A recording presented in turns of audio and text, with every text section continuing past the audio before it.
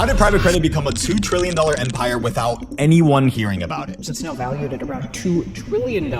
After 2008, banks faced stricter regulations and were forced to pull back on risky loans. So private equity firms who traditionally borrow from these banks suddenly had a problem. Where do we get the cash to buy companies with? Well, that's exactly how and where private credit comes in. It turns out private credit had few big advantages. One advantage is that they don't face the same regulations that banks do because, well, it's private, which also meant that deals were done way faster and with way less paperwork that would usually be required for $1 million loans. So it's a win-win situation because lenders got access to credit and investors got that sweet yield with low risk. Here's where it gets dangerous. Where is private credit getting all this sort of money to fund these deals?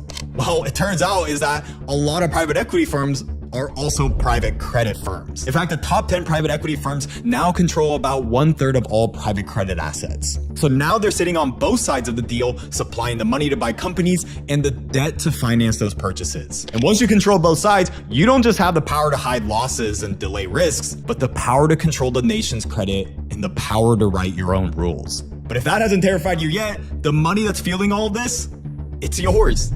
And you had no idea about it, just like you didn't know about 2008 until it was too late.